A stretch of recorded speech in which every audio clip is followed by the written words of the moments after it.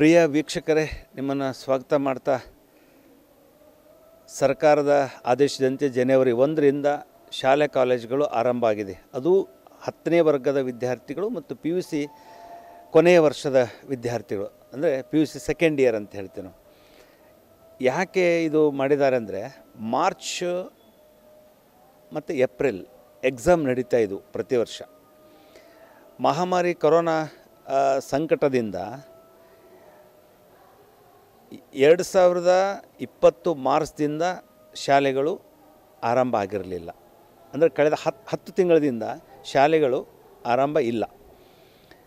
ಮಕ್ಕಳ ಕಲಿಕೆಗೆ ಭಾಳಷ್ಟು ಪ್ರೋತ್ಸಾಹವನ್ನು ಕೊಡಬೇಕು, ಕಾರಣ ಶೈಕ್ಷಣಿಕವಾದಂಥ ಪ್ರಗತಿಯನ್ನು ಕಾಣಬೇಕು ಅನ್ನುವಂಥ ಉದ್ದೇಶದಿಂದ ಆನ್ಲೈನು ಅದು ಅಷ್ಟು ಎಫೆಕ್ಟಿವ್ ಇಲ್ಲ, ಆಫ್ಲೈನ್ ಆಗಬೇಕು, ಕ್ಲಾಸ್ ರೂಮ್ನಲ್ಲಿ ಇಂಟ್ರ್ಯಾಕ್ಟ್ ಆಗಬೇಕು ಟೀಚರ್ಸು ಮತ್ತು ಸ್ಟೂಡೆಂಟ್ಸು ಅನ್ನುವಂಥ ಒಂದು ಉದ್ದೇಶದಿಂದ ಜನವರಿ 1ರಿಂದ ಶಾಲೆಗಳು ಆರಂಭ ಆಗಿದೆ. ನಾವು ಭಾಗ 1 ಸರ್ಕಾರಿ ಶಾಲೆಗಳನ್ನು ನಿನ್ನೆ ತೋರಿಸಿದ್ದೇವೆ. ಸರ್ಕಾರಿ ಶಾಲೆಗಳು ಏನು SLC ಮತ್ತು PUC ಸರ್ಕಾರಿ ಶಾಲಾ ಮತ್ತು ಕಾಲೇಜುಗಳು, ಆ ವ್ಯವಸ್ಥೆಯನ್ನು ನೋಡಿದ್ದೇವೆ. ಇನ್ನು ಖಾಸಗಿ ಶಿಕ್ಷಣ ಸಂಸ್ಥೆಗಳ ಬಗ್ಗೆ ಭಾಳಷ್ಟು ಅಪಸ್ವರಗಳಿದ್ದಾವೆ. ಫೀ ಜಾಸ್ತಿ ತೊಗೊಳ್ತಾರೆ, ಫೀ ಕೊಡದೇ ಇದ್ದರೆ ಎಂಟ್ರಿ ಮಾಡಿಕೊಡೋದಿಲ್ಲ, ಸಾಕಷ್ಟು ತೊಂದರೆ ಮಾಡ್ತಾಯಿದ್ದಾರೆ, ಪಾಲಕರಿಗೆ ತೊಂದರೆ ಮಾಡ್ತಾರೆ. ಹೀಗೆ ನಿನ್ನೆ ನಾವು ಏನು ಸರ್ಕಾರಿ ಶಾಲೆಗಳನ್ನು ತೋರಿಸಿದಾಗ ಭಾಳಷ್ಟು ಪೇರೆಂಟ್ಸು ಖಾಸಗಿ ಶಾಲೆಗಳನ್ನು ಮಾಡಿ ಅದರಲ್ಲಿ ಇಂಗ್ಲೀಷ್ ಮೀಡಿಯಮ್ ಸ್ಕೂಲ್ಗಳನ್ನು ನೀವು ಮಾಡಿ ಅಂತ. ಸೊ ಹಾಗಾಗಿ ನಾವು ಇವತ್ತು ಇಂಗ್ಲೀಷ್ ಮೀಡಿಯಮ್ ಅಂದರೆ ಬಹುತೇಕ ಇಲ್ಲಿ ಪಾಶ್ಚಿಮಾತ್ಯ ಶಿಕ್ಷಣ ಸಂಸ್ಥೆಯನ್ನು ಬಂದಿದ್ದೇವೆ. ಜೊತೆಗೆ CDO ಜೈನ್ ಸ್ಕೂಲು, ಹಾಗೆ ಒಟ್ಟು ಒಂದಿಷ್ಟು ಸ್ಕೂಲ್ಗಳನ್ನು ತೋರಿಸ್ಬೇಕು ಅನ್ನುವಂಥದ್ದು. ಆದರೆ ಇವತ್ತು ಸ್ಯಾಟರ್ಡೇ ಆಗಿರೋದ್ರಿಂದ 10:30 11 ಗಂಟೆಗೆ ಶಾಲೆ ಕ್ಲೋಸ್ಗಳಾಗೋದ್ರಿಂದ ಪಾಶ್ಚಿಮಾತ್ಯ ಮಾತ್ರ 2 ಹಂತದಲ್ಲಿ ಮಾಡಿದ್ದಾರೆ. ಸೊ ಇವತ್ತು ಅಲ್ಲಿ ಬಂದಿದ್ದೇವೆ ನಾವು. ಯಾವ್ಯಾವ ವ್ಯವಸ್ಥೆ ನಡೆದಿದೆ, ಮಕ್ಕಳಿಗೆ ಏನೇನು ಫೆಸಿಲಿಟೀಸ್ ಕೊಟ್ಟಿದ್ದಾರೆ, ಸರ್ಕಾರದ ನೀತಿ ನಿಯಮಗಳು ಏನು ನಡೀತಾ ಇದೆ, ಮತ್ತು ಅವ್ರ ಅಡ್ಮಿನಿಸ್ಟ್ರೇಟರ್ನ ಅಂದರೆ ಈಗ ನಾವು ಡೊನೇಷನ್ ಹಾವಳಿ ಇರ್ಬೋದು, ಪೇರೆಂಟ್ಸ್ ಗೋಲ್ ಇರ್ಬೋದು, ಅವನ್ನೆಲ್ಲ ಕೇಳ್ತೇವೆ ಅವರನ್ನು. ಸೊ ಈಗ ಪಾಶ್ಚಿಮಾತ್ಯ ಇಂಗ್ಲೀಷ್ ಮೀಡಿಯಮ್ ಶಾಲೆಗೆ ನಾವು ಬಂದಿದ್ದೇವೆ. ಇದು ಅತ್ಯಂತ ದೊಡ್ಡ ಪ್ರಮಾಣದಲ್ಲಿರುವಂಥ ಶಾಲೆ. ಸೊ ಹಾಗಾಗಿ ಇಲ್ಲಿ ಅದರಲ್ಲಿ ಕೂಡ ಸ್ಟೇಟ್ ಆ್ಯಂಡ್ CBSE ಎರಡೂ ಸಿಲೆಬಸ್ ಇರುವಂಥ ಶಾಲೆ ಇವತ್ತು ಬಂದಿದ್ದೇವೆ. ಅದನ್ನೆಲ್ಲ ಕಂಪ್ಲೀಟಾಗಿ ನಿಮಗೆ ಅದನ್ನು ನಾವು ಕಾಣಿಸ್ತೇವೆ. ವಿದ್ಯಾರ್ಥಿಗಳ ಮಾತುಗಳನ್ನು ಕೇಳಿಸ್ತೇವೆ, ಟೀಚರ್ಸ್ ಮಾತು, ಅಡ್ಮಿನಿಸ್ಟ್ರೇಟರ್ ಮಾತು, ಪ್ರಿನ್ಸಿಪಾಲ್ರು, ಸಂಬಂಧಪಟ್ಟ ಎಲ್ಲ ವಿಚಾರಗಳನ್ನು ನಿಮಗೆ ಈಗ ನಾವು ಕಾಣಿಸ್ತೇವೆ. ಒಟ್ಟು ಈ ಭಾಗ 2 ಶಾಲಾ ಕಾಲೇಜು ಆರಂಭದ ಭಾಗ 2 ಇವತ್ತು ನಾವು ಮಾಡ್ತಾಯಿದ್ದೇವೆ. ಈ ಆಂಗ್ಲ ಮಾಧ್ಯಮದ ಶಾಲೆ, ಅದರಲ್ಲಿ ಖಾಸಗಿ ಶಾಲೆಗಳನ್ನು, ಶಿಕ್ಷಣ ಸಂಸ್ಥೆಗಳ ವ್ಯವಸ್ಥೆ ಏನಿದೆ ಅನ್ನೋದನ್ನು ನಿಮಗೀಗ ನಾವು ಕಾಣಿಸ್ತೇವೆ.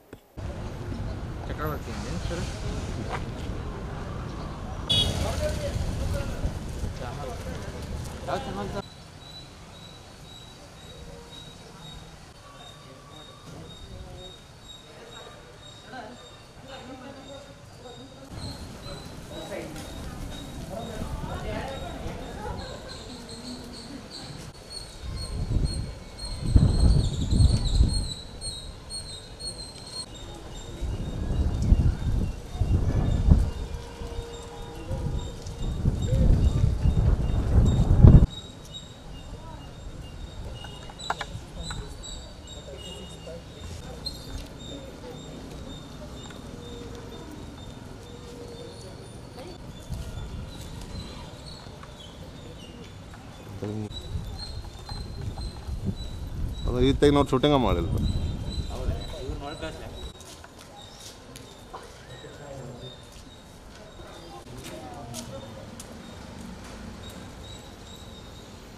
ಹಾಂ ಸರ, ಒಂದು ಬೇಡ ತಪ್ಪು.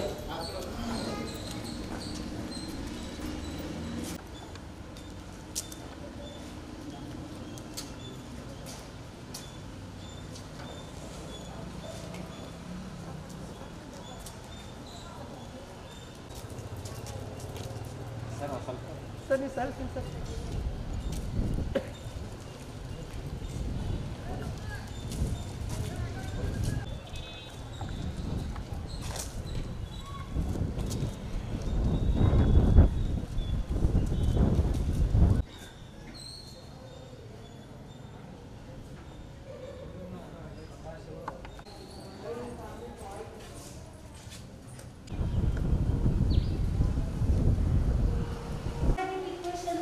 AX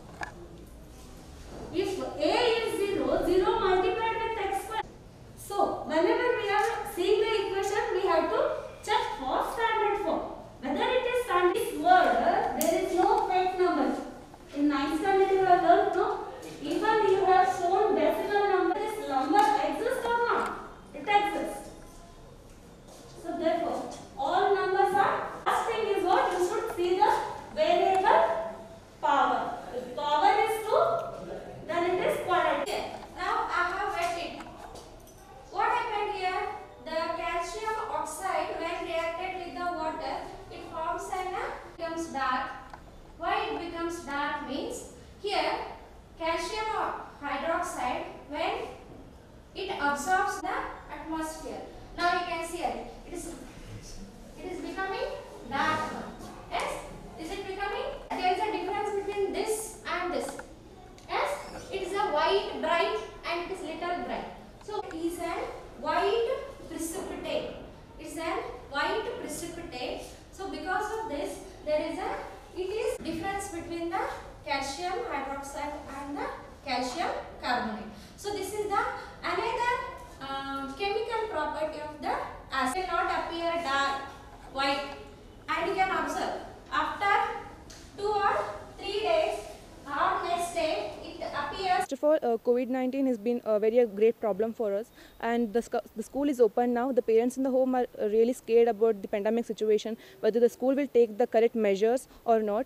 But the school is really taking an amazing precautions and everything, because while we enter the school, they are doing the thermal scanning. They are also doing the sanitizing. They are sanitizing the each and every benches, and in 26 benches, each persons are sitting.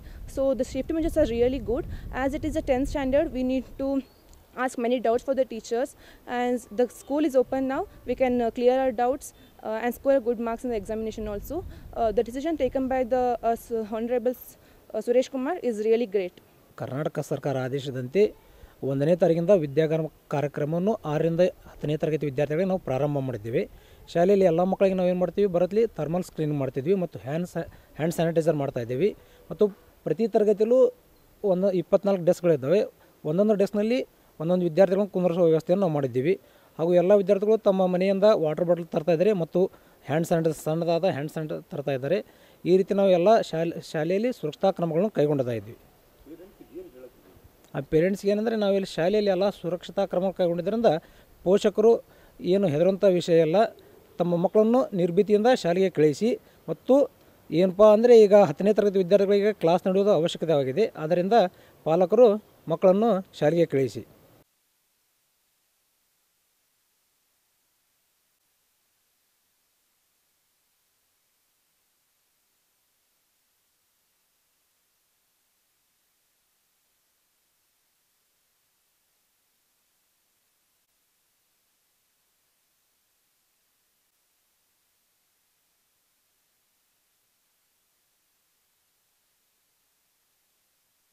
From 1st of January, Vidyagama classes have been started for standard 6th to 10th.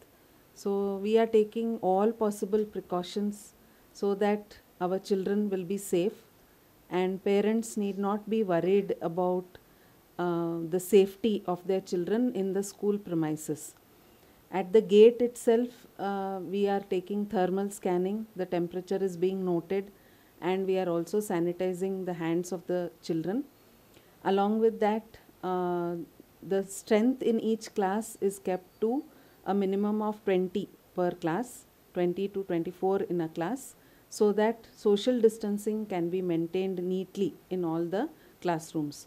So if we take 10th standard, for example, the strength is 96, so we make them sit in 4 different classes, so that there is proper distance for the children. The same way we are doing for the 9th, 8th, 6th and 7th, and all don't come at a time. We are running the school in shifts, so that only 2 classes are there in the premises at a time. After the classes are over, the classrooms are sanitized and cleaned again, so that we are ready for the next day when the children will come to the classrooms. Along with that, we are also providing hot water if anybody has forgotten to bring their water bottle. One isolation room has also been prepared in the school, so that if any child feels sick at any time, we can isolate the child and make the child rest in that isolation room till the parents come and pick up the child. So we are keeping all these things in mind. We also have a management committee which is specially been formed for the Vidyagama classes, which comes regularly to check whether all the precautions are in place. So I want to assure all the parents that school is doing everything possible so that they feel safe to send their children. I also teach the children, so I have been interacting with the children. They are also happy with the precautions that are being taken in the school. So with this, I want to say that let us put an end to this disruption in their education so that they can get back their confidence of coming to school and study again, especially because they have been in the lockdown period for so many days. They are totally out of touch with the school and their activities. Many of the children said that they are missing their school also, the activities in school. So they are happy to be back. So with this, I hope all the parents will feel that it is really safe to send their children to school.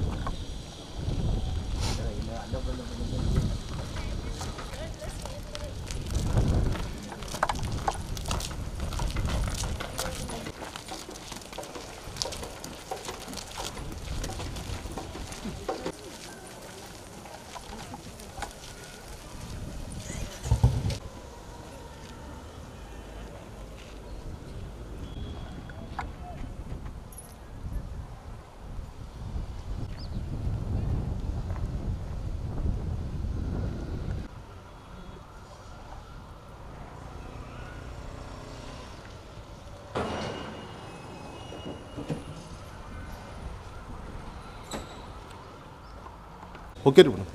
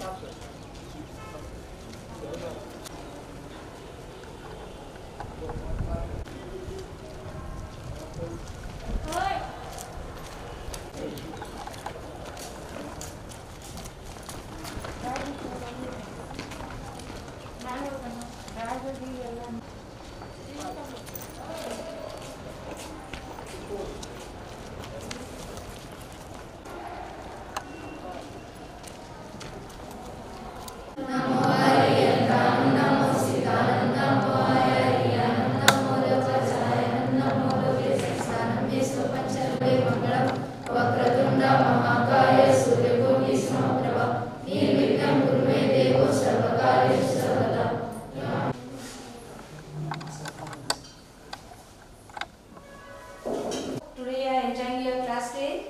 Yes. Okay, how many lessons already I have finished? Which are those? Okay, another one, sustainable management of natural resources. It is completely skipped for your study, I mean syllabus. And another one chapter is removed from your text, which is that our environment chapter. It is completely removed from your text. Hardly how many lessons were remained for you? So which are those? First one, life processes. So second one, current classification, and fourth one, sustainable management of natural resources. So here in this standard, I mean SSLC board examination, so you will face the 80-mark question paper. So will be come in your hand. 8 word answers will become. Then another one, choose the correct answers. So 1 marks is 6 marks. So it is the most important chapter in the chemistry part, and it carries the 6 marks. Most probable questions will be come on this chapter, that is the carbon and its. Carbon, is it a metal or non-metal? Yes, very good. It is a non-metal. So in the periodic table, so where it is comes? In the periodic table, in which 14th group, second period. Is it right? Okay, what is the atomic number of carbon? Most orbital? Very good. 4 electrons are remains in the outer.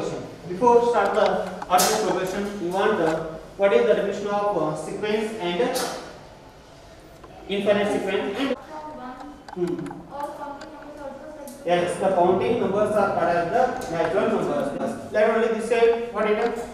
1, 2, 3, 4, 5, so on. These are the arrangement of is the set of natural numbers. Like that, we can apply one more rule, that is 1, 4, 9, 16. But the set of square numbers. Here the rule is applied. The rule is the set of square numbers. So such a sequence is the an arrangement of numbers according to a certain rule that is called as the sequence. For example, 1, 2, 3 are the definition of sequence. Okay. And in that sequence again there are two examples. Can take one more. 2, 4, 6, 8, 10, so on. These are the arrangement of numbers according to certain rule. What the rule? The rule is all are the even numbers. Okay. And here we can count how many numbers are there? 1, 2, 3, 4, 5, so on. So on means it is uncountable. If friends, you can say now the definition of arithmetic progression. What is arithmetic progression? AB is a, which is shorter, we can say is minus 5. What is it? 5. Like that. 15 minus 10. 5. If we say means such kind of arrangement of numbers are called as the arithmetic progression. Why? Because the difference is what? AB is a sequence in which difference between a term and this. The number is in word form.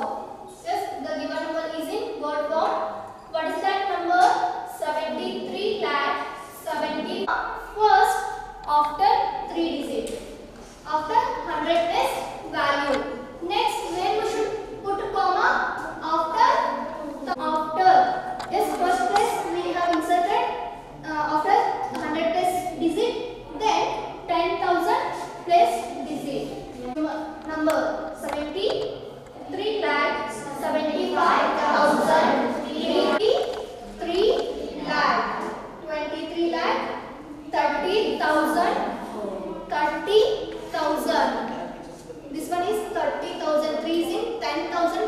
2 digits we have to place the commas. Yes. Understood? Yes. How to place the commas and all of you understood? Next one, insert commas and write. So this is we are calling reversible changes. Reversible changes. Reversible changes means if you change anything, any material, changes. Irreversible changes means if you change, if you cut that paper, you cut it, then again you can't make same thing, same material you can't take. That is irreversible changes. Drawing again you can't take same paper, but you cut that paper, so that again you try it. No.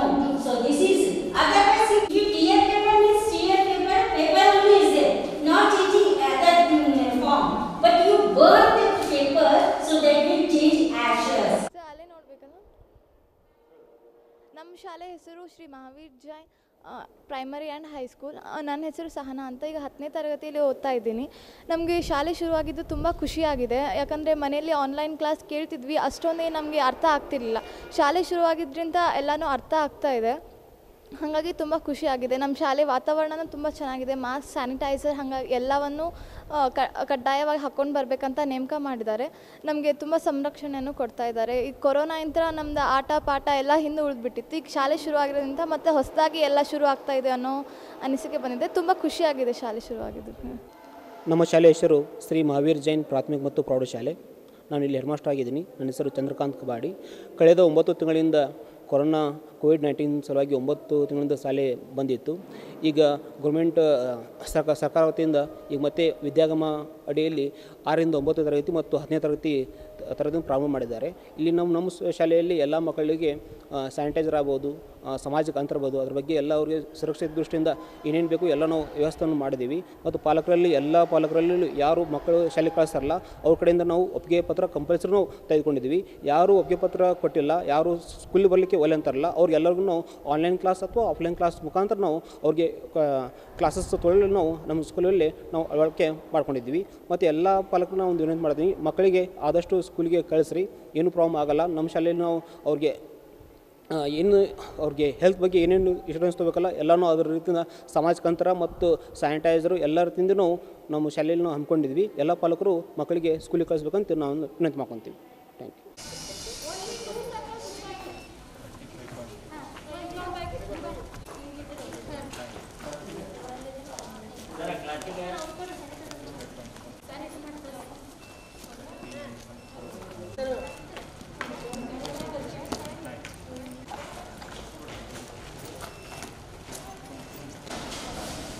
together form all the organisms, they are made up of what? The cells. Life. So here the cell organism. These organizations we can see only in animals.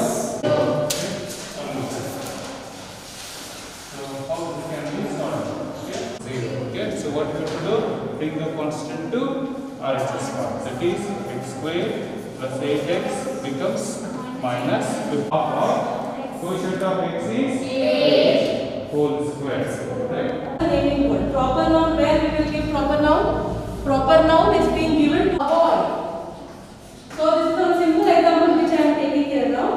So here boy. Now there are many boys in our class. Fine. In our class there are commonly all boys, when I give the name, it will come in common, right?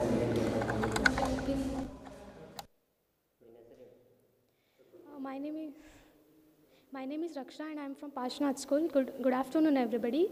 When lockdown started, we were suddenly shocked that schools will not start, and since 10th months we were not gone to school, and suddenly school started. We are very thankful that school started for the government and for the school also.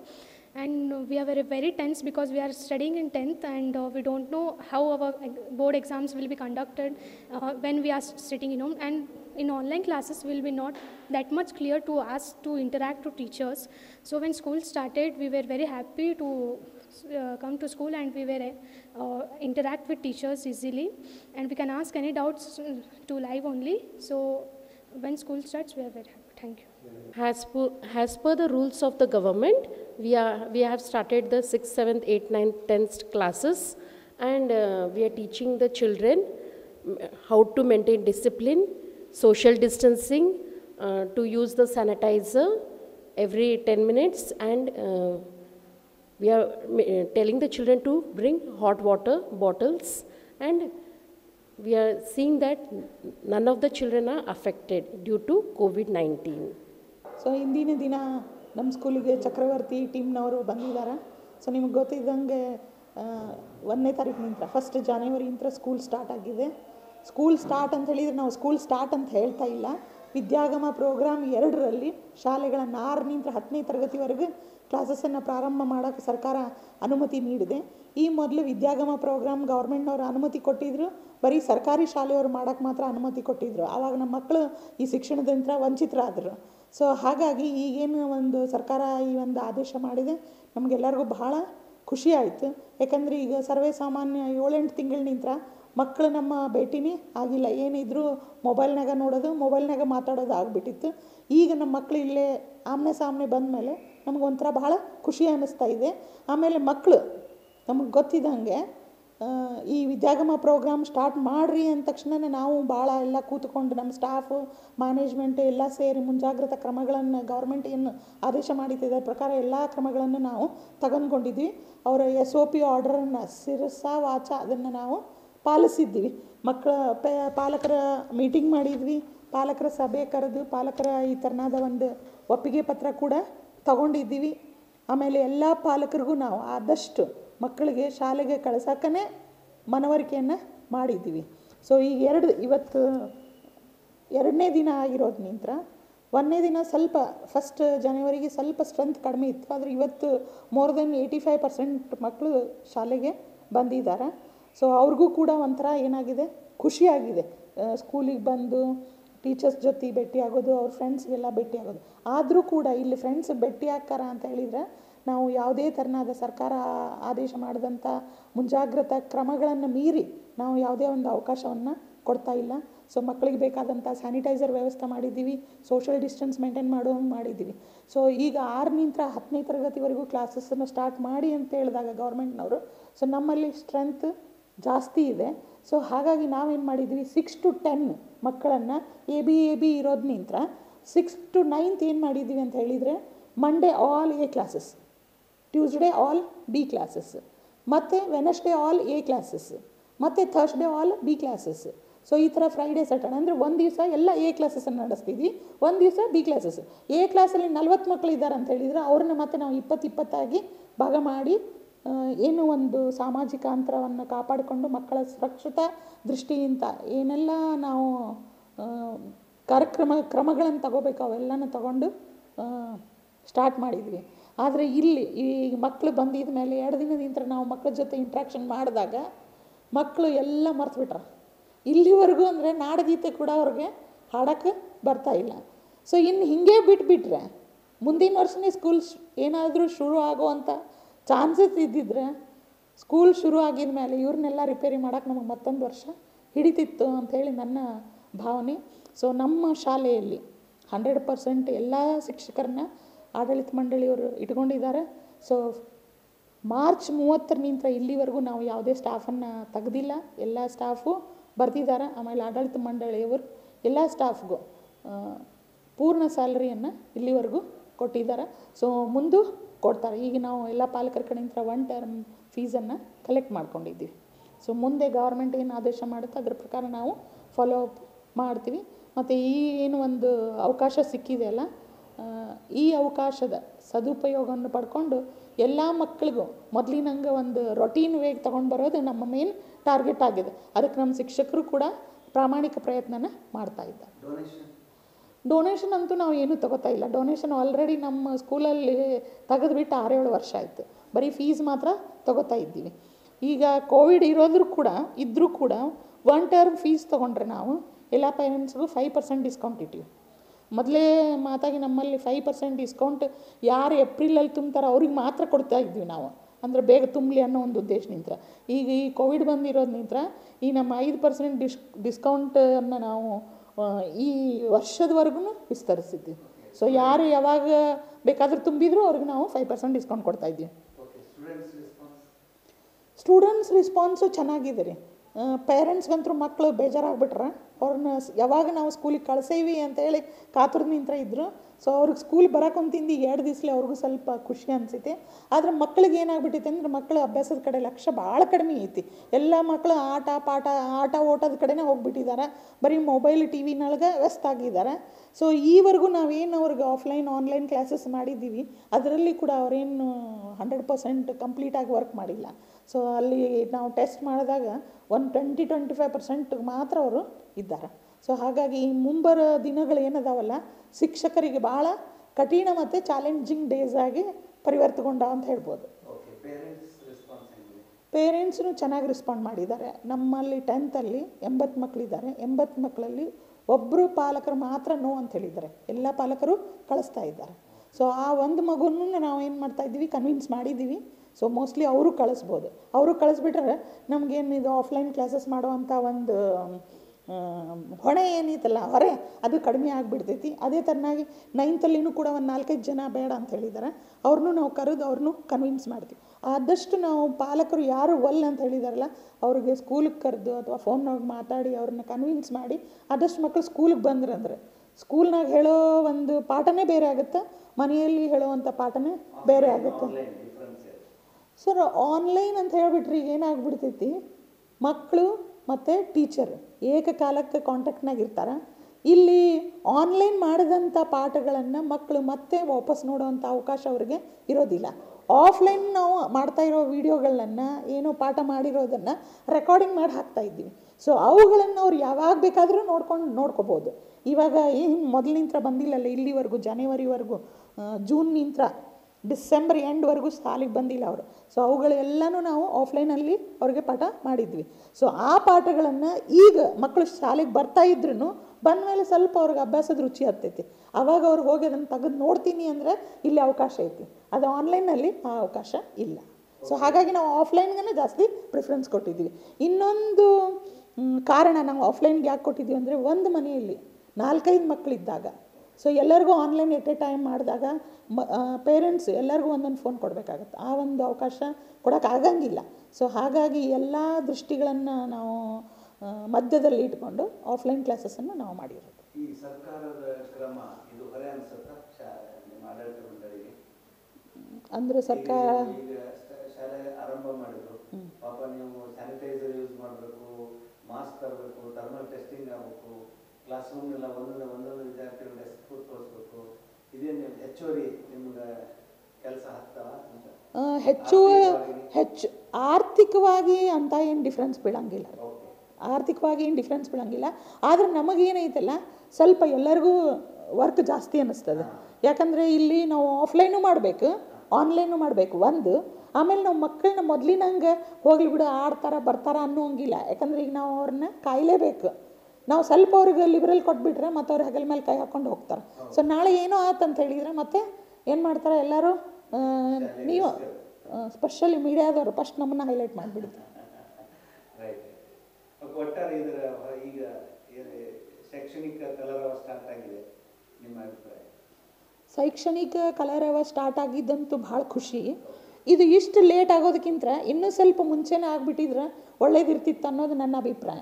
ಇದೇನು October ನವಂಬರ್ನಾಗ ಆಗಿಬಿಟ್ಟಿದ್ರೆ ಈ ಟೈಮ್ಗಾಗಲೇ ಮಕ್ಳು ಏನು ಮಾಡ್ತಿದ್ರು, ಹೊಂದ್ಕೊಂಡು ಬಿಡ್ತಿದ್ರು ಅವ್ರು ನಮಗೆ.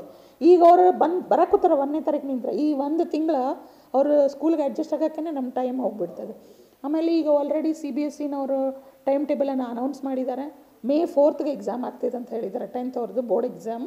ಆಮೇಲೆ ಸ್ಟೇಟ್ ಬೋರ್ಡ್ನವರು ಇನ್ನೂ ಅನೌನ್ಸ್ ಮಾಡಿಲ್ಲ. ಸೊ ಹೆಚ್ಚು ಕಡಿಮೆ ಜೂನಲ್ಲಿ ಆಗ್ಬೋದು. ಆದರೂ ಕೂಡ ಒಂದು ಸಮಾಧಾನ ಏನಂದ್ರೆ ಇನ್ನೂ ಒಂದು 4-5 ತಿಂಗಳು ನಮ್ಮ ಕೈಯಾಗ ಐತಲ್ಲ. ಸೊ ಆ ಟೈಮನ್ನು ನಾವು ಚೆನ್ನಾಗಿ ಯುಟಿಲೈಸ್ ಮಾಡಿಕೊಂಡು ಯಾವ ಮಕ್ಕಳಿಗೂ ಅನ್ಯಾಯ ಆಗಲಾರ್ದಂಗೆ ಎಲ್ಲರೂ ಚೆನ್ನಾಗಿ ಮಾರ್ಕ್ಸ್ ತೊಗೊಂಡು ಪಾಸ್ ಆಗಲಿ, ಅವ್ರಿಗೆ ಒಳ್ಳೆಯ ವಿದ್ಯಾಭ್ಯಾಸ ಕೊಡೋಣ ಅನ್ನೋದು ನಮ್ಮ ಮತ್ತು ನಮ್ಮ ಆಡಳಿತ ಮಂಡಳಿಯವರ ಉದ್ದೇಶ ಆಗಿತ್ತು. ಪೇರೆಂಟ್ಸ್ಗೆ ಒಂದೇ ಹೇಳ್ತೀನಿ, ನೀವು ಕೊರೋನಾ ಅಂತ ಹೇಳಿ ನಿಮ್ಮ ಮಕ್ಳಿಗೆ ಸಾಲಿಗೆ ಕಳಿಸ್ಲಾರ್ದ ಮನೆಗೆ ಕುಂದ್ರಿಸ್ಬೇಡ್ರಿ. ನೀವು ಮ್ಯಾರೇಜಸ್ಗೆ ಕರ್ಕೊಂಡು ಹೋಗ್ತೀರಿ, ಫಂಕ್ಷನ್ಸಿಗೆ ಕರ್ಕೊಂಡು ಹೋಗ್ತೀರಿ, ಮಾರ್ಕೆಟಿಗೆ ಕರ್ಕೊಂಡು ಹೋಗ್ತೀರಿ. ಸೊ ಅಲ್ಲೆಲ್ಲಿದ್ದು ಕೊರೋನಾ ಸ್ಕೂಲ್ನಾಗ ಐತಿ ಅಂತ ಹೇಳಿ ನೀವು ತಿಳ್ಕೊಬೇಡ್ರಿ. ನಮ್ಮ ಸ್ಕೂಲ್ ಏನೈತಲ್ಲ total it is very secured and safe place. ನಾವು ಸರ್ಕಾರ ಆದೇಶ ಮಾಡಿದಂಥ ಸ್ಟ್ಯಾಂಡರ್ಡ್ ಆಪ್ರೇಟಿಂಗ್ ಪ್ರೊಸೀಜರ್ಸ್ ಏನಿದ್ದಾವೆ ಅವುಗಳನ್ನೆಲ್ಲನೂ ನಾವು ಪಾಲಿಸ್ಕೊಂಡು ಮಕ್ಕಳನ್ನ ಇಲ್ಲೇ ಓದಿಸ್ತಾ ಇದ್ದೀವಿ. ಸೊ ಅದ್ರ ಬಗ್ಗೆ ತಾವು ಟೆನ್ಷನ್ ಮಾಡ್ಕೋಬಾರ್ದು ಅಂಥೇಳಿ ಆದಷ್ಟು ಮನೆಗೆ ಇಟ್ಕೊಳ್ಳಾರ್ದೆ ಎಲ್ಲ ಮಕ್ಕಳನ್ನೂ ಎಲ್ಲ ಪಾಲಕರು ಸ್ಕೂಲ್ ಕಳಿಸ್ಬಿಟ್ರೆ ಒಳ್ಳೇದಾಗುತ್ತೆ ಅಂಥೇಳಿ ಹೇಳ್ಬೋದು ನಾನು. ಸ್ಟೂಡೆಂಟ್ಸ್ಗೆ ಹೇಳೋದಂತ ಹೇಳಿದರೆ ಈಗ ಸ್ಟೂಡೆಂಟ್ಸ್ ಏನೋ ಒಂದು ಅದು ಸ್ಟಡೀಸ್ ಮೂಡ್ ಇದೆ ಅಲ್ಲ, ಆ ಮೂಡಲ್ಲಂತೂ ಒಟ್ಟೆ ಇಲ್ಲವೇ ಇಲ್ಲ. ಸೊ ಅವ್ರನ್ನ ಈಗ ನಾವು ಈ ಟ್ರ್ಯಾಕಿಗೆ ತೊಗೊಂಡು ಬರ್ಬೇಕಂದ್ರೆ ಸ್ವಲ್ಪ ನಮಗೆ ಕಷ್ಟ ಆಗುತ್ತೆ. ಸೊ ಒಂದು ಸರಿ ಅವರು ಆ ಟ್ರ್ಯಾಕಿಗೆ ಬಂದ್ರೆ ಅಂದರೆ ಸೊ ಮೊದಲಿನಂಗೆ ಆಗ್ತಾರೆ ಅನ್ನೋ ಭಾವನೆ ಐತಿ. ವೀಕ್ಷಕರೇ, ಇದುವರೆಗೆ ಪಾರ್ಶ್ವನಾಥ್ ಸ್ಕೂಲಿನ ಎಲ್ಲ ವ್ಯವಸ್ಥೆಯನ್ನು ನೋಡಿದ್ರಿ. ಬಹುತೇಕ ಅವರು ಮಂಜುಳಾ ದಾನಿ ಮೇಡಮ್ ಅವರು ಆಡಳಿತಾಧಿಕಾರಿ ಇಲ್ಲಿ ಅವರೆಲ್ಲ ಹೇಳಿದ್ದಾರೆ, ಮಕ್ಕಳು ಹೇಳಿದ್ದಾರೆ, ಶಿಕ್ಷಕರು ಕೂಡ ತಮ್ಮ ಅಭಿಪ್ರಾಯಗಳನ್ನು ಹೇಳಿದ್ದಾರೆ. ಮತ್ತು ಇಲ್ಲಿಯ ವಾತಾವರಣವನ್ನು ನಾವು ನೋಡಿದಾಗ ಏನು ಸರ್ಕಾರದ COVID-19 ಆದೇಶ ಇದೆ, ಮಾರ್ಗಸೂಚಿ ಇದೆ, ಅದನ್ನು 100ಕ್ಕೆ 100ರಷ್ಟು ಪಾಲನೆ ಮಾಡಿದ್ದಾರೆ. ವಿದ್ಯಾರ್ಥಿಗಳಲ್ಲಿ ಏನು ಶೈಕ್ಷಣಿಕ ಖುಷಿ ಕಾಣ್ತಾ ಇದೆ. ಶಿಕ್ಷಕರು ಕೂಡ ಬೋಧನಾ ವ್ಯವಸ್ಥೆಯಲ್ಲಿ ಭಾಳಷ್ಟು ತಲ್ಲೀನರಾದಂಥ ಕ್ಲಾಸ್ ರೂಮ್ಗಳನ್ನು ನಾವು ನೋಡಿದ್ದೇವೆ. ಇಲ್ಲಿ CBSE ಇದೆ, ಸ್ಟೇಟು ಇದೆ. ಎರಡೂ ಕೂಡ ಬೋಧನಾ ವ್ಯವಸ್ಥೆಯಲ್ಲಿ ಹೊರೆ ಆಗ್ತಾ ಇದೆ. ಆದರೂ ಮಕ್ಕಳ ಕಲಿಕೆಯಲ್ಲಿ ಬದಲಾವಣೆಯನ್ನು ತರಬೇಕು, ಆ ಉದ್ದೇಶವನ್ನು ಇಟ್ಟುಕೊಂಡು ಪಾಪ ಬೋಧನಾ ವ್ಯವಸ್ಥೆಯಲ್ಲಿ ಹೆಚ್ಚು ಸಮಯವನ್ನು ಕಳೀತಕ್ಕಂಥ ವಾತಾವರಣವನ್ನು ನಾವಿಲ್ಲಿ ಕಂಡಿದ್ದೇವೆ. ಕಾರಣ ಏನು ಅಂದರೆ ಮಕ್ಕಳು 10 ತಿಂಗಳಿಂದ ಶಿಕ್ಷಣದತ್ತ ಗಮನ ಕೊಟ್ಟಿಲ್ಲ. ಅವ್ರ ಗಮನ ಮೊಬೈಲು, TV, ಸ್ನೇಹಿತರು, ಹೊರಗಡೆ ಇಷ್ಟೇ ಆಗಿದೆ. ಅವರು ಅಡ್ಮಿನಿಸ್ಟ್ರೇಟರ್ ಹೇಳಿದರು, ನಾಡಗೀತೆ ಕೂಡ ಮರೆತು ಹೋಗಿದ್ದಾರೆ, ABCDಯಿಂದ ನಾವು ಸ್ಟಾರ್ಟ್ ಮಾಡಬೇಕು ಅಂಥ ವಾತಾವರಣ ಇವತ್ತು ಇದೆ. ಈಗ ಸರ್ಕಾರ ಗಮನ ಕೊಟ್ಟು ಶಾಲೆಯನ್ನು ಆರಂಭ ಮಾಡಿದ್ದು ಭಾಳಷ್ಟು ಖುಷಿ ತಂದಿದೆ. ಯಾಕಂದರೆ ಶೈಕ್ಷಣಿಕ ವಾತಾವರಣ ಇವತ್ತು ಶಾಲಾ ಕಾಲೇಜುಗಳಲ್ಲಿ ನಾವು ಕಾಣ್ತಾ ಇದ್ದೇವೆ. ಮಕ್ಕಳ ಮುಖದಲ್ಲಿ ಏನೋ ಒಂಥರ ಬದಲಾವಣೆ ನೋಡ್ತಾ ಇದ್ದೇವೆ. ಪಾಲಕರು ಕೂಡ ಭಾಳಷ್ಟು ಸ್ಪಂದನೆ ಮಾಡ್ತಾ ಇದ್ದಾರೆ. ಅಂಥ ವ್ಯವಸ್ಥೆ ಇದೆ. ಕೊರೋನಾ ಕೋವಿಡ್ ಇದೆ ಭಯದಿಂದ, ಆತಂಕದಿಂದ ಕಲಿಕೆ ಭಾಳಷ್ಟು ದೂರ ಆಗಿದೆ. ಈ ಕಲಿಕೆಯನ್ನು ನಾವು ಹತ್ತಿರಕ್ಕೆ ತಗೊಬರಬೇಕಂದ್ರೆ ಪಾಲಕರು, ಬಾಲಕರು, ಶಿಕ್ಷಕರು, ಆಡಳಿತ ಮಂಡಳಿ ಎಲ್ಲರೂ ಕೂಡಿ ಒಂದಾಗಿ ನಾವು ಕೆಲಸ ಮಾಡಬೇಕಾಗಿದೆ. ಯಾಕಂದರೆ SSLC ಮಗುವಿನ ಬದುಕಿನ ಕಲಿಕಾ ಅಂತಿಮ ಘಟ್ಟ. ಇದು ಭಾಳ ಪ್ರಮುಖವಾದಂಥ ಘಟ್ಟ ಅಂದರೆ SSLC. ಇದರ ನೆಕ್ಸ್ಟ್ ಘಟ್ಟ ಅಂದರೆ PUC ಸೆಕೆಂಡ್ ಇಯರ್. ಇವೆರಡೂ ಮಗುವಿನ ಬದುಕಿನ ಬದಲಾವಣೆಗೆ, ಅಂದರೆ ಒಬ್ಬ ವಿದ್ಯಾರ್ಥಿಯ ಬದುಕಿನ ಬದಲಾವಣೆಗೆ ಎರಡೂ ಭಾಳ ಪ್ರಮುಖವಾದಂಥ ಘಟ್ಟಗಳು. ಅವು ಎರಡಕ್ಕೂ ನಾವು ಗಮನವನ್ನು ಕೊಡಬೇಕು ಅಂದರೆ ಶಾಲಾ ವಾತಾವರಣ ಅತ್ಯುತ್ತಮವಾದಂಥ ಶಿಸ್ತುಬದ್ಧವಾಗಿ ಬೋಧನಾ ವ್ಯವಸ್ಥೆ ಭಾಳ ಕ್ರಮಬದ್ಧವಾಗಿ ನಡಿಬೇಕು. ಆ ವ್ಯವಸ್ಥೆ ಇಲ್ಲಿ ಕಾಣ್ತಾ ಇದ್ದೀವಿ. ಸೊ ಒಂದು ಪಾಲಕರಲ್ಲಿ ಸಮಸ್ಯೆ ನಾವು ಕೇಳ್ತಾ ಇದ್ದೀವಿ, ನಾವು ಕೋವಿಡ್ ಟೆಸ್ಟ್ ಮಾಡಿಸ್ಕೊಂಡು ಬರಬೇಕು, ಅದಕ್ಕೆ ಆರೋಗ್ಯ ಇಲಾಖೆಯಷ್ಟು ಭಾಳ ಸ್ಪಂದನೆ ಮಾಡಬೇಕು, ಭಾಳ ಗೋಳಾಟ ಇದೆ ಸರ್. ಎರಡನೇದು ನಮ್ಮಿಂದ ಪ್ರಮಾಣ ಪತ್ರ ತಗೊಳ್ತಾ ಇದ್ದಾರೆ, ಅದು ಒಂದು ಭಯ. ಮೂರನೇದು ಕೊರೋನಾ, ಸಾಮಾಜಿಕ ಅಂತರ ಬೇಕು. ನಮ್ಮ ಮಕ್ಕಳು ಮತ್ತೆ ಸಾಯಂಕಾಲ ಬರ್ತಾರೆ, ಮತ್ತೆ ಬೆಳಿಗ್ಗೆ ಹೋಗ್ತಾರೆ. ಸೊ ಏನು ವ್ಯವಸ್ಥೆ ಆಗುತ್ತೋ ಅನ್ನುವಂಥ ಆತಂಕ ಇದೆ. ಅದರ ನಂತರ ಆರ್ಥಿಕ ಹೊರೆ, ಇದು ದೊಡ್ಡ ಸಮಸ್ಯೆ. 10 ತಿಂಗಳಿಂದ ಉತ್ಪನ್ನ ಇಲ್ಲ, ಕೈಗೆ ಕೆಲಸ ಇಲ್ಲ, ಆರ್ಥಿಕ ಹೊರೆ ಇದೆ. ಸೊ ಇಂಥ ಸಂದರ್ಭದಲ್ಲಿ ಡೊನೇಷನ್ ಇವೆಲ್ಲ ನಡೆಯೋದ್ರಿಂದ ಯಾಕರೆ ಈ ಸರ್ಕಾರ ಮತ್ತೆ ಜನವರಿ 1ರಿಂದ ಆರಂಭ ಮಾಡಿತು ಅನ್ನುವಂಥ ಮಾತುಗಳು ಕೇಳಿ ಬರ್ತಾಯಿದೆ. ಸೊ ಆ ಮಾತುಗಳನ್ನು ನಾವು ಇದು ಈ ಆಂಗ್ಲ ಮಾಧ್ಯಮ ಖಾಸಗಿ ಶಿಕ್ಷಣ ಸಂಸ್ಥೆಗಳಿಗೆ ಹೆಚ್ಚಾಗಿ ಕೇಳಬೇಕಾಗುತ್ತೆ. ಸೊ ಗದಗ ಜಿಲ್ಲೆಯಲ್ಲಿ ಅಥವಾ ಉತ್ತರ ಕರ್ನಾಟಕದಲ್ಲಿ ಅತ್ಯಂತ ಪ್ರಭಾವಿ ಶಾಲೆ ಅಂತೇಳಿ ಪಾರ್ಶ್ವನಾಥ್ ಶಾಲೆಯನ್ನು ನಾವು ನೋಡ್ತಾ ಇದ್ದೀವಿ. ಅದರ ಆಡಳಿತಾಧಿಕಾರಿಗಳು ನಮ್ಮ ಜೊತೆಗಿದ್ದಾರೆ, ಅವರನ್ನೇ ನಾವು ಮಾತಾಡ್ಸೋಣ. ಮೇಡಮ್, ಏನು ಈ ನಮಸ್ಕಾರ, ಡೊನೇಷನ್ ವ್ಯವಸ್ಥೆ ಮತ್ತು ಏನೇನೋ ಈ ಫೀಸ್ ಸ್ಟ್ರಕ್ಚರ್ ಏನು ಅಂತ? ಸರ್, ಡೊನೇಷನ್ ಅಂತೂ ನಮ್ಮ ಸ್ಕೂಲಲ್ಲಿ ಇಲ್ಲವೇ ಇಲ್ಲ. ಸೊ 6-7 ವರ್ಷದಿಂದ ನಾವು ಯಾವುದೇ ಥರನಾದ ಡೊನೇಷನನ್ನು ಕಲೆಕ್ಟ್ ಮಾಡ್ತಾ ಇಲ್ಲ, ಬರೀ ಶಾಲಾ ಫೀಸನ್ನು ಮಾತ್ರ ಕಲೆಕ್ಟ್ ಮಾಡ್ಕೋತಾ ಇದ್ದೀವಿ. ಸೊ ಈ ವರ್ಷ ಕೋವಿಡ್ ಬಂದಿರೋದು ನಿಂತರ ಅದು ಆರ್ಥಿಕ ವ್ಯವಸ್ಥೆ ಎಲ್ಲ ಸೆಕ್ಟರ್ ಮೇಲೂ ಭಾಳ ಪ್ರಭಾವವನ್ನು ಬೀರೈತಿ. ಸೊ ಹಾಗಾಗಿ ಪಾಲಕರು ಹೇಳಿದರು ಈ ಸರಿ ಫೀಸ್ ಕಟ್ಟೋದು ಕಷ್ಟ ಅಂತೇಳಿ. ಆದ್ರೂ ಅವ್ರಿಗೆ ಕನ್ವಿನ್ಸ್ ಮಾಡಿದ್ವಿ, ಯಾಕಂದರೆ ಇದು ಪ್ರೈವೇಟ್ ಸ್ಕೂಲ್ ಇರೋದು ನಿಂತರ ಇಲ್ಲೆಲ್ಲ ಶಿಕ್ಷಕರ ಸಂಬಳನ ನಾವು ಫೀಸ್ ಮೇಲೆ ಡಿಪೆಂಡ್ ಆಗಿರೋದು ನಿಂತರ ನೀವು ತುಂಬಬೇಕಾಗತ್ತಾ ಅಂತ ಹೇಳಿದಾಗ ಎಲ್ಲ ಪಾಲಕರು ಒಪ್ಪಿ ಫಸ್ಟ್ ಟರ್ಮ್ ಫೀಸನ್ನು ಕಟ್ಟಿದ್ದಾರೆ. ಸೊ ಪಾಲಕರು ನಮ್ಮ ಜೊತೆ ಸಹಕಾರನ ಸಾಕಷ್ಟು ನೀಡಿದ್ದಾರೆ. ಸೊ ಅವ್ರು ಫೀಸ್ ಕಟ್ಟಿದ್ದಕ್ಕೆ ನಾವು ಇವತ್ತೆಲ್ಲರೂ ಸ್ಯಾಲ್ರಿಯನ್ನು ತಗೋತಾ ಇದ್ದೀವಿ. ಎಲ್ಲ ಪಾಲಕರಿಗೂ ನಮ್ಮ ಶಾಲಾ ಸಿಬ್ಬಂದಿ ವರ್ಗದ ಪರವಾಗಿ, ಆಡಳಿತ ಮಂಡಳಿ ವರ್ಗದ ಪರವಾಗಿ ನಾನು ಧನ್ಯವಾದಗಳನ್ನು ಹೇಳ್ತೀನಿ. ಇನ್ನು ಸ್ಕೂಲ್ ಬಗ್ಗೆ ಪೇರೆಂಟ್ಸ್ ಹೇಳ್ತಾ ಇದ್ರು ಯಾವಾಗ ಶುರು ಆಗುತ್ತೆ. ಪೇರೆಂಟ್ಸ್ ಅಂತೂ ಭಾಳ ಕಾತುರದಿಂದ ಕಾಯ್ತಾ ಇದ್ದಾರೆ ಶಾಲೆ ಆದಷ್ಟು ಬೇಗ ಚಾಲೂ ಆಗಲಿ ಅಂತ ಹೇಳಿ. ಸೊ ಮಧ್ಯಾಹ್ನ ಒಂದು ಸರಿ ಶುರು ಆಗುತ್ತೆ ಅಂತ ಹೇಳಿದ್ವಿ, ಮತ್ತದು ಆಗಲಿಲ್ಲ. ಸೊ ಈಗ 1 ಜನವರಿ 2021 ಏನು ಶುರು ಆಗಿದೆಯಲ್ಲ, ಎಲ್ಲರಿಗೂ ಖುಷಿಯಾಗಿದೆ. ಆದರೆ ಪೇರೆಂಟ್ಸ್ ಏನಂತಾರೆ, ಬರೀ 1 to 10 6 to 10 ಅಷ್ಟೇ, ಯಾಕಂದ್ರೆ ಬದಲಿ 1 to 10 ಆಗಿಬಿಟ್ರೆ ಚಲೋ ಆಗ್ತಿತ್ತು ಅಂತೇಳಿ. ಯಾಕಂದರೆ ಈಗ ಪೇರೆಂಟ್ಸ್ಗೂ ಗೊತ್ತಾಗ್ಬಿಟ್ಟೈತಿ ಮಕ್ಕಳು ಮನೆಯಲ್ಲಿ ಅಭ್ಯಾಸ ಮಾಡೋದಿಲ್ಲ, ಸ್ಕೂಲ್ಗೆ ಹೋದರೆ ಮಾತ್ರ ಮಾಡ್ತಾರೆ. ಮಕ್ಕಳು ಮನೆಯಲ್ಲಿ ಬರೀ ಈಗ ಮೊಬೈಲು TV ಅಂಥೇಳಿ ಪಾಲಕರ ಮಾತುಗಳನ್ನಷ್ಟು ಗಮನಿಸೋದಿಲ್ಲ. ಆಮೇಲೆ ಎಲ್ಲ ಪಾಲಕರು ಮನೇಲಿ ಇರೋಕ್ಕೆ ಸಾಧ್ಯ ಆಗೋದಿಲ್ಲ. ಎಷ್ಟೋ ಜನ ಜಾಬ್ ಹೋಲ್ಡರ್ಸ್ ಇದ್ದಾರೆ, ಎಷ್ಟೋ ಜನ ಸಿಂಗಲ್ ಪೇರೆಂಟ್ಸ್ ಇದ್ದಾರೆ. ಸೊ ಅವರು ತಮ್ಮ ಬಿಸ್ನೆಸ್ಗೆ ಹೋಗ್ಬೇಕಾಗುತ್ತೆ, ಜಾಬ್ಗೆ ಹೋಗ್ಬೇಕಾಗುತ್ತೆ. ಅವಾಗ ಮಕ್ಕಳು ಮನೆಯಲ್ಲೇ ಬಿಟ್ಟು ಹೋಗೋದು ಅದು ಕೂಡ ಅವ್ರಿಗೆ ಒಂದು ಸಮಸ್ಯೆ ಆಗಿದೆ. ಶಾಲೆ ಇತ್ತಂತ ಹೇಳಿದರೆ ಶಾಲೆಗೆ ಕಳಿಸಿ ಅವರು ತಮ್ಮ ಕೆಲಸನ ಸರಿಯಾಗಿ ಮಾಡ್ಕೋತಾ ಇದ್ರು. ಈಗ ಒಂದು ಕಡೆ ಅವ್ರಿಗೆ ಪಾಲಕರಿಗೆ ಮಕ್ಕಳ ಟೆನ್ಷನ್ನು, ಇನ್ನೊಂದು ಕಡೆ ಅವರ ಜಾಬ್ ಬಿಸ್ನೆಸ್ ಬಗ್ಗೆನೂ ಟೆನ್ಷನ್ ಆಗಿದೆ. ಸೊ ಹಾಗಾಗಿ ಸಾಕಷ್ಟು ಜನ ಪೇರೆಂಟ್ಸ್ ಯಾರು ನಮಗೆ ಭೇಟಿಯಾಗಿದ್ದಾರಲ್ಲ ಅವರೆಲ್ಲ ಹೇಳಿದರು ಒಳ್ಳೇದಾಯ್ತು, ನಾವು ನಮ್ಮ ಮಕ್ಕಳನ್ನ ಕಳಿಸ್ತೀವಿ ಅಂತ ಹೇಳಿ ಪಾಸಿಟಿವ್ ಒಪಿನಿಯನ್ ತೋರಿಸಿದ್ದಾರೆ. ಸೊ ಇವತ್ತು ನಮ್ಮ ಸ್ಕೂಲಲ್ಲಿ ಪ್ರೆಸೆಂಟ್ ಅಟೆಂಡೆನ್ಸ್ ನೋಡಿದಾಗ more than 85% of students have attended the school ಅಂತ ಹೇಳ್ಬೋದು. ಓಕೆ, ನಿಮಗೆ ಸರ್ಕಾರ ಕಳೆದ 10 ತಿಂಗಳ ಎಲ್ಲರಿಗೂ ಕೊಟ್ಟರು, ಅವರು ಏನೇನೋ ಸಹಾಯ ಸಹಕಾರ ಮಾಡಿದರು. ಬಟ್ ಸರ್ಕಾರ ಖಾಸಗಿ ಶಿಕ್ಷಣ ಸಂಸ್ಥೆಯಲ್ಲಿ ಕೆಲಸ ಮಾಡುವಂಥ ಶಿಕ್ಷಕರ ಬಗ್ಗೆ ಗಮನ ಹರಿಸಲಿಲ್ಲ.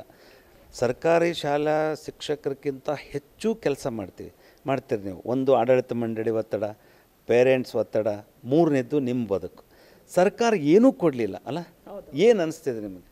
ಸರ್, ನನಗೇನು ಅನ್ನಿಸ್ತೈತೆ ಅಂತ ಹೇಳಿದ್ರೆ, ಏನು ಖಾಸಗಿ ಶಿಕ್ಷಕರು ಲಾಸ್ಟ್ ಸೆಕ್ಟರ್ನಾಗ ಅದೀವಿ ಅನ್ನಿಸ್ತದೆ ನಂಗೆ.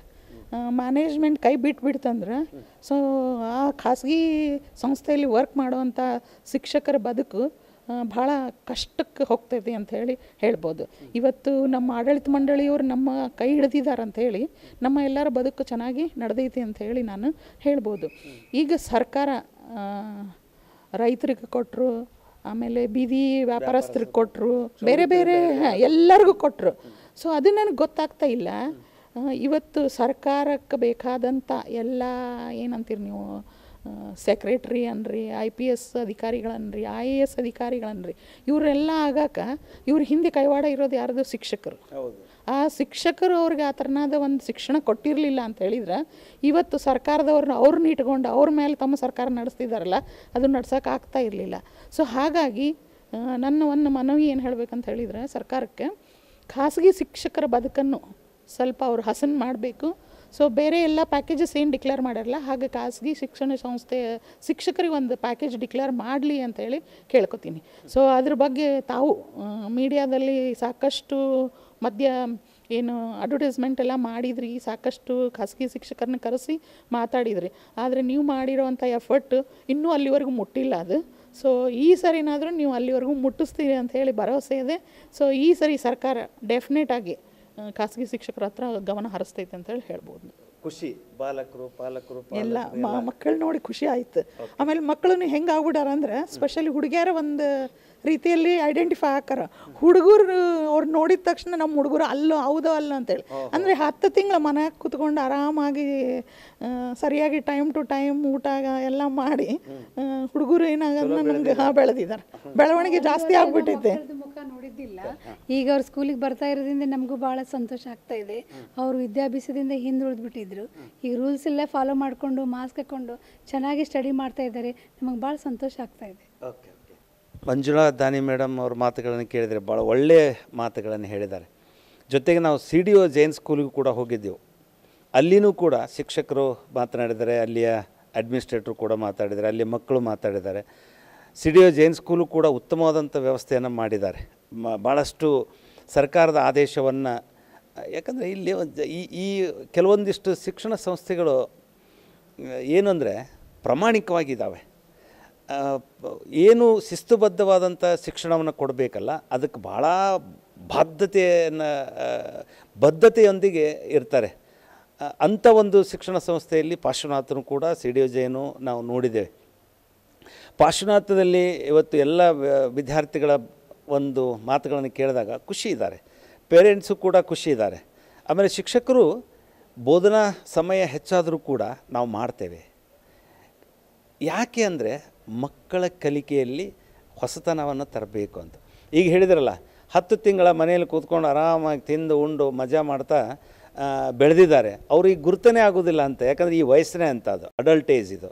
ಈ ವಯಸ್ಸಲ್ಲಿ ಬದಲಾವಣೆ ಆಗುತ್ತೆ, ಫಿಸಿಕಲಿ ಮೆಂಟಲಿ, ಅವ್ರ ಧ್ವನಿ ಗಿನಿ ಎಲ್ಲ. ಸೊ ಅವ್ರನ್ನೆಲ್ಲ ನೋಡಿದಾಗ ಈ ಗುರ್ತನೇ ಅನಿಸೋದಿಲ್ಲರಿ, ಅಷ್ಟು ಬೆಳೆದು ಬಿಟ್ಟಿದ್ದಾರೆ ಮಕ್ಕಳು ಅಂತ. ಈ ದೇಹ ಬೆಳೆಸಿದ್ದಾರೆ, ಮಾನಸಿಕವಾಗಿ ಬೆಳಿಬೇಕಲ್ಲ. ಯಾಕಂದರೆ ಎಜುಕೇಷನ್ ಮೂಲ ಮಂತ್ರ sound mind in a sound body ಅಂತ. ಮಾನಸಿಕವಾಗಿ ಅವ್ರನ್ನ ಬದಲು ಮಾಡಬೇಕು ಅಂದರೆ ಶಿಕ್ಷಣ ಬೇಕು. ಶಿಕ್ಷಣ ಬೇಕು ಅಂದರೆ ಶಿಕ್ಷಕರು ಬದ್ಧತೆಯಿಂದ ಕೆಲಸ ಮಾಡಬೇಕು. ಅದು ಇಲ್ಲಿ ನಡೀತಾ ಇದೆ. ಸೊ ಅಂಥ ಒಂದು ಶಿಕ್ಷಣ ಸಂಸ್ಥೆ ಪಾರ್ಶ್ವನಾಥ್ ಶಿಕ್ಷಣ ಸಂಸ್ಥೆ. ಇನ್ನು ಪೇರೆಂಟ್ಸು ಕೂಡ ಅವ್ರು ಹೇಳಿದ್ದಾರೆ, ಯಾವುದೇ ಭಯ ಬೇಡ, ಆತಂಕ ಬೇಡ, ಮಕ್ಕಳನ್ನು ಕಳಿಸಿ. ನೀವು ಆನ್ಲೈನ್ ಶಿಕ್ಷಣವನ್ನು ಪಡಿತೀವಿ ನಾವು ಅಂಥೇಳಿ ಕೂತ್ಕೊಂಡ್ರೆ ಅದು ಅಷ್ಟು ಸಹಾಯವಾಗಿ ಅದು ಅನುಕೂಲಕರವಾದಂಥದ್ದಲ್ಲ. ಯಾಕಂದರೆ ಮಕ್ಕಳು ಶಿಕ್ಷಕರು ಇಂಟ್ರ್ಯಾಕ್ಟ್ ಮಾಡಬೇಕಿಲ್ಲಿ. ಸಮಸ್ಯೆಗಳನ್ನು ಅವ್ರು ಕೇಳಬೇಕು, ಸಮಸ್ಯೆಗಳನ್ನು ಶಿಕ್ಷಕರು ಆಲಿಸಿ ಬದಲಾವಣೆಯನ್ನು ತರಬೇಕು. ಆಮೇಲೆ ಶೈಕ್ಷಣಿಕ ಕಲಿಕೆಯ ಏನು ಶಿಕ್ಷಣ ಸಂಸ್ಥೆಯಲ್ಲಿರುವಂಥ ಒಂದು ಕಲರವ ಇರುತ್ತಲ್ಲ, ಈ ವಾತಾವರಣ ಇರುತ್ತಲ್ಲ, ಆ ಪರಿಸರ ಇರುತ್ತಲ್ಲ, ಅದರದ್ದು ಪರಿಸರನೇ ಬೇರೆ. ಅಂಥ ಒಂದು ವ್ಯವಸ್ಥೆ ಇಲ್ಲಿ ಇದೆ. ಸೊ ಹಾಗಾಗಿ ಮಕ್ಕಳು ನಮ್ಮ ಪಾಲಕರು ಯಾವುದೇ ಆತಂಕವನ್ನು ಪಡುವಂಥ ಅಗತ್ಯ ಇಲ್ಲ. ಇಲ್ಲಿ ಮಾಸ್ಕ್ ಇದೆ, ಸ್ಯಾನಿಟೈಸರ್ ಇದೆ, ಥರ್ಮಲ್ ಟೆಸ್ಟಿಂಗ್ ಇದೆ, ಯಾವುದೋ ಸಾಮಾಜಿಕ ಅಂತರ ಇದೆ, ವ್ಯವಸ್ಥಿತವಾದ ಶಿಕ್ಷಣ ನಡೀತಿದೆ. ಕ್ಲಾಸ್ ರೂಮು 20 ವಿದ್ಯಾರ್ಥಿಗಳು, ಒಂದು ಡೆಸ್ಕಿಗೆ ಒಬ್ಬರೇ ವಿದ್ಯಾರ್ಥಿ ಇದ್ದಾರೆ. ಸಮಯ 2 ಅವಧಿ ಇದೆ, AB ಅಂತ ಮಾಡಿದ್ದಾರೆ. ಟೈಮ್ ಏನು ಟೈಮ್ ಟೇಬಲ್ ಹಾಕ್ಕೊಂಡಿದ್ದಾರಲ್ಲ, ಭಾಳ ಅದ್ಭುತವಾದಂಥ ಟೈಮ್ ಟೇಬಲ್ ಅದು. ಈ ಎಲ್ಲ ಶಿಕ್ಷಣ ಸಂಸ್ಥೆಗಳಿಗೂ ಒಂದು ಮಾದರಿಯಾದಂಥದ್ದಿದೆ. ಆಮೇಲೆ ಶಿಕ್ಷಕರು ಕೂಡ ತಮಗೆ ಸಮಯ ಹೊರೆಯಾದರೂ 2 ಟೈಮ್ ಹೇಳುವಂಥ ಪ್ರಸಂಗ ಬಂದರೂ ಕೂಡ ನಾವು ಮಾಡ್ತೇವೆ, ನಾವು ಹೇಳ್ತೇವೆ. ಯಾಕಂದ್ರೆ ನಮ್ಮ ವಿದ್ಯಾರ್ಥಿಗಳು ಬೆಳಿಬೇಕು ಅಂತ. ಇದು ಇವತ್ತಿನ ಶಿಕ್ಷಣದ ವ್ಯವಸ್ಥೆ. ಇನ್ನು ಒಂದು ಮಾತು ಅವ್ರು ಭಾಳ ಒಳ್ಳೆಯ ಮಾತುಗಳನ್ನು ಹೇಳಿದ್ದಾರೆ. ರಾಜಕಾರಣಿಗಿರಲಿ, ಅವ ಮಂತ್ರಿ ಇರಲಿ, ರಾಷ್ಟ್ರಪತಿ ಇರಲಿ, ಪ್ರಧಾನಮಂತ್ರಿ ಇರಲಿ, ಮುಖ್ಯಮಂತ್ರಿ ಇರಲಿ, ಯಾರೇ ಇರಲಿ, ಪ್ರತಿಯೊಬ್ಬ ಮನುಷ್ಯ ಬದುಕನ್ನು ಕಟ್ಕೋಬೇಕಂದ್ರೆ ತಾಯಿ ಜನ್ಮ ಕೊಟ್ಟರೆ ಶಿಕ್ಷಕರು ಬದುಕು ಕೊಡ್ತಾರೆ. ಶಿಕ್ಷಕರಿಗೆ ಅಂಥ ಒಬ್ಬ ಶಿಕ್ಷಕರು ಬದುಕು ಕಟ್ಟಿಕೊಟ್ಟಂಥ ಶಿಕ್ಷಕರ ಗತಿ ಏನಿದೆ ಅನ್ನೋದನ್ನು ಕಳೆದ 10 ತಿಂಗಳಿಂದ ಯಾರೂ ಗಮನಿಸ್ತಾ ಇಲ್ಲ. ಸರ್ಕಾರಿ ಶಾಲೆ ಶಿಕ್ಷಕರು ಬೇರೆ, ಅವ್ರದ್ದು ಡಿಗ್ರಿ ಅದೇ, ಅವ್ರದ್ದು ಪದವಿ ಅದೇ, ಅವ್ರ ವ್ಯವಸ್ಥೆನೇ ಅದೇ, ಅವ್ರು ಮಾಡೋದು ಅದೇ. ಖಾಸಗಿ ಶಿಕ್ಷಣ ಸಂಸ್ಥೆಗಳಲ್ಲಿ ಅವ್ರಿಗಿಂತ 2 ಪಟ್ಟು ಮಾಡ್ತಾರೆ. ಇಲ್ಲಿ ಅವ್ರಿಗೆ ಏನು ಆಡಳಿತ ಮಂಡಳಿ ತೊಗೊಳ್ಬೇಕಾದ್ರೆ ಒಳ್ಳೆಯ ಶಿಕ್ಷಕರನ್ನೇ ತೊಗೊಂಡಿರ್ತಾರೆ. ಅವರು ಪಾಪ 10 ತಿಂಗಳಿಂದ ಏನು ಶಿಕ್ಷಣ ಸಂಸ್ಥೆಯವರು ಕೊಟ್ಟಂಥ ದುಡ್ಡಿನಲ್ಲಿ ಬದುಕುವಂಥ ಎಷ್ಟೋ ಮಂದಿ ಕಾಯಿಪಲ್ಯ ಮಾರುವಂಥ ಪರಿಸ್ಥಿತಿ ಬಂದಿದೆ. ಎಷ್ಟೋ ಮಂದಿ ಊರು ಬಿಟ್ಟು ಹೋಗಿದ್ದಾರೆ, ಏನೇನೋ ಮಾಡ್ತಾ ಇದ್ದಾರೆ. ಒಬ್ಬ ಶಿಕ್ಷಕನಿಗೆ, ಯಾಕೆಂದರೆ teacher is A builder of nation, teacher is A founder of nation. ಅಂಥ ಶಿಕ್ಷಕನ ಕಣ್ಣೀರು ಬಂತು ತೆಗೆದ ಅಂದರೆ ಯಾರೂ ಬದುಕನ್ನು ಕಟ್ಕೊಳ್ಳಿಕ್ಕೆ ಅಂದರೆ ಒಳ್ಳೆಯ ವಾತಾವರಣ ಕಾಣಲಿಕ್ಕೆ ಸಾಧ್ಯ ಇಲ್ಲ. ಸೊ ಹಾಗಾಗಿ ಖಾಸಗಿ ಶಿಕ್ಷಣ ಸಂಸ್ಥೆಗಳಲ್ಲಿರುವಂಥ ಶಿಕ್ಷಕರಿಗೆ ರಾಜ್ಯ ಸರ್ಕಾರ ಒಂದು ಪ್ಯಾಕೇಜ್ ಘೋಷಣೆ ಮಾಡಿ, ನೀವು ಕೊಟ್ಟಿದ್ದವ್ರ ಹತ್ರ ಇರೋದಿಲ್ಲ, ಆದರೆ ಸರ್ಕಾರ ಕೊಟ್ಟಿತ್ತಪ್ಪ, ಕನಿಕರ ಬಿಟ್ಟು ಅನ್ನೋದರ ಒಂದು ಮಾನ್ಯ ಮುಖ್ಯಮಂತ್ರಿಗಳ, ಎಜುಕೇಷನ್ ಮಿನಿಸ್ಟ್ರು, ಸಂಬಂಧಪಟ್ಟವರು ಇದ್ರ ಬಗ್ಗೆ ಚರ್ಚೆ ಮಾಡಿ. ಯಾರ್ಯಾರಿಗೋ ಏನೋ ಬೀದಿ ಈ ರಸ್ತೆಗಳನ್ನು ಮಾಡೋಕ್ಕೆ ಕೋಟಿಗಟ್ಟಲೆ ದುಡ್ಡು ಹಾಕ್ತೀರಿ, ಏನು ದೊಡ್ಡ ದುಡ್ಡಲ್ಲ ಇದು. ನೀವು ಬೆಂಗಳೂರಂಥ ಶಿಕ್ಷಣ ಸಂಸ್ಥೆಗಳನ್ನು ನೋಡಬೇಡ್ರಿ, ಅಲ್ಲಿ ಲಕ್ಷಾಂತರ ಡೊನೇಷನ್ ಇರುತ್ತೆ. ಉತ್ತರ ಕರ್ನಾಟಕ ಶಿಕ್ಷಣ ಸಂಸ್ಥೆಗಳನ್ನು ನೋಡಿರಿ, ಇಲ್ಲಿ ಅಷ್ಟು ಕೊಡುವಂಥ ಪೇರೆಂಟ್ಸೂ ಇಲ್ಲ, ತೊಗೊಳ್ಳುವಂಥ ಶಿಕ್ಷಣ ಸಂಸ್ಥೆಗಳು ಇಲ್ಲ. ಸೊ ಹಾಗಾಗಿ ಇಲ್ಲಿ ಶಿಕ್ಷಕರ ಬದುಕನ್ನು ಕಟ್ಟಿಕೋಬೇಕು ಅಂದರೆ ಅವ್ರಿಗೊಂದು ಸ್ವಲ್ಪ ಪರಿಹಾರ ಕೊರೋನಾದ್ದು ಸಿಗಬೇಕು ಅಂದರೆ ರಾಜ್ಯ ಸರ್ಕಾರ ಒಂದು ಪ್ಯಾಕೇಜ್ ಮಾಡಬೇಕು, ಅವ್ರ ಕಡೆಯೂ ನೋಡಬೇಕು. ಇದು ಒಂದು. ಇನ್ನು 2ನೇ ದಿನದ ಈ ಶಾಲಾ ಕಲರವ ಭಾಳ ಅದ್ಭುತವಾಗಿತ್ತು. ಇವತ್ತು ಆಂಗ್ಲ ಮಾಧ್ಯಮ ಶಿಕ್ಷಣ ಸಂಸ್ಥೆಗಳನ್ನು ನಾವು ಭೇಟಿಯಾದೆವು.